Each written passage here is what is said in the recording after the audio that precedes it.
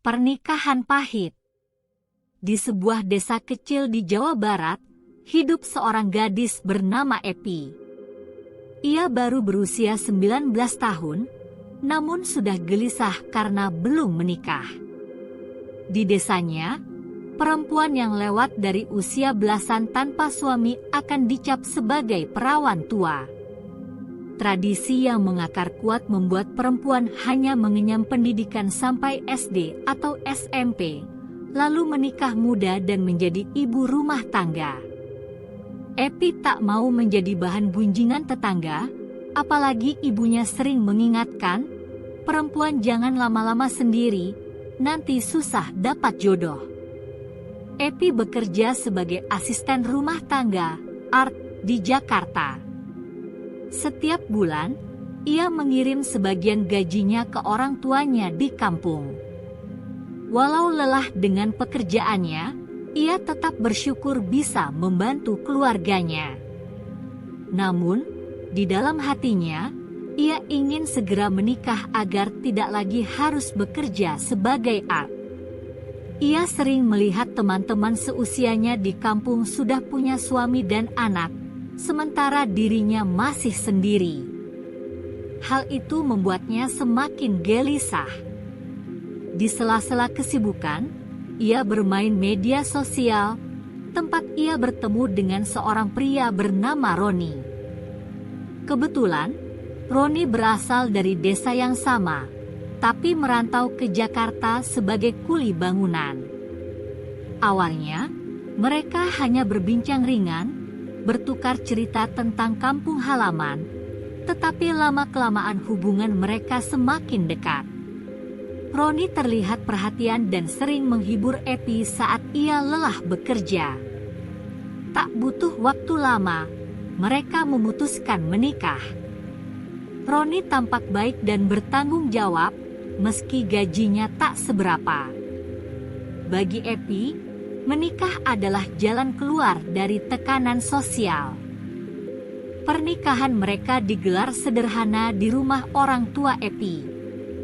Ayahnya merasa lega karena tanggung jawabnya sebagai orang tua sudah selesai. Sementara ibu Epi bahagia melihat anaknya tidak lagi menjadi gunjingan tetangga. Setelah menikah, Epi berhenti bekerja dengan harapan Roni bisa mencukupi kebutuhannya.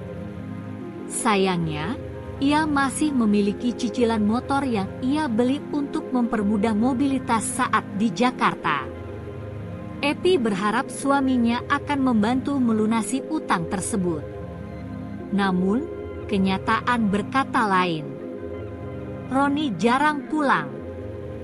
Awalnya, ia beralasan sibuk bekerja, tapi lama-kelamaan Epi mulai curiga.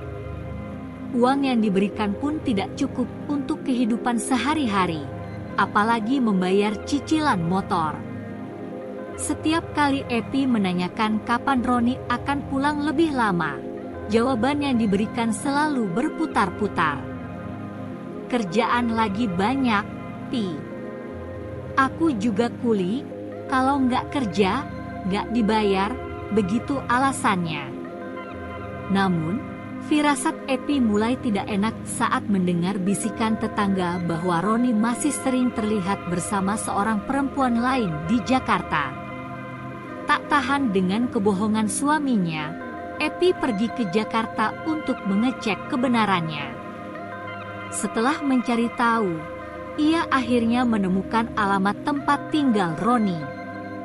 Dengan hati yang penuh amarah, Epi mendatangi rumah itu. Saat pintu terbuka, ia melihat seorang wanita berdiri di depan pintu dengan wajah terkejut. "Kamu siapa?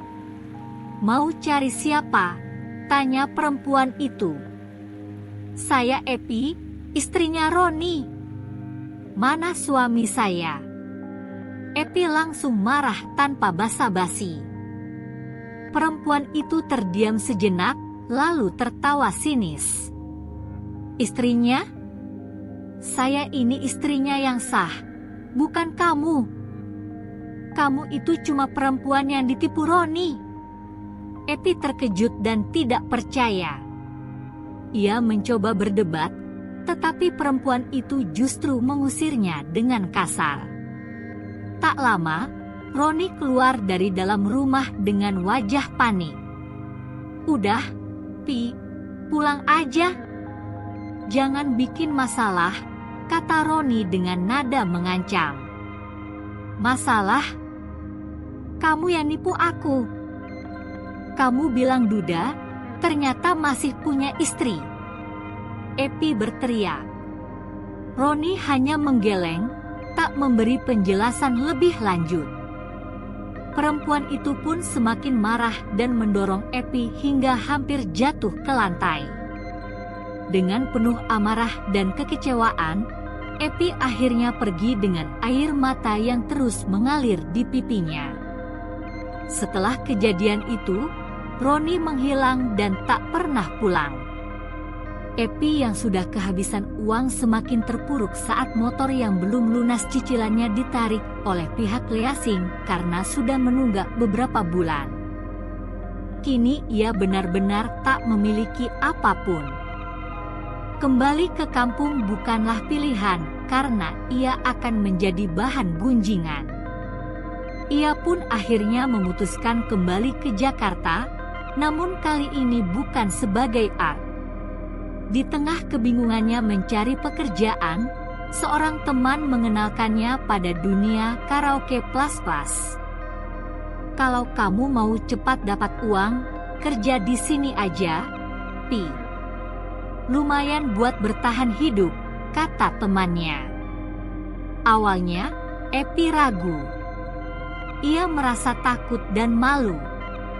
Namun, setelah beberapa hari kelaparan dan tidur di tempat seadanya, ia pun akhirnya menerima pekerjaan itu. Hari pertama bekerja, Epi merasa sangat tidak nyaman. Pelanggan yang datang kebanyakan pria hidung belang yang mencari hiburan lebih. Ia berusaha hanya melayani tamu dengan menyanyi dan menemani minum, tetapi semakin lama, tekanan ekonomi membuatnya harus menerima kenyataan bahwa pekerjaan ini bukan sekadar bernyanyi. Dalam waktu beberapa bulan, Epi berubah menjadi pribadi yang berbeda. Ia kini terbiasa dengan dunia malam dan uang cepat. Namun, jauh di lubuk hatinya, ia masih merasa kosong dan menyesali keputusannya. Ia teringat bagaimana hidupnya dulu di desa, bagaimana ia hanya ingin menikah demi status sosial, tetapi akhirnya jatuh ke dalam kehidupan yang tak pernah ia bayangkan. Kini, Epi harus menentukan jalan hidupnya. Akankah ia terus bertahan dalam dunia gelap ini, atau mencari cara untuk keluar dan memulai kembali hidupnya?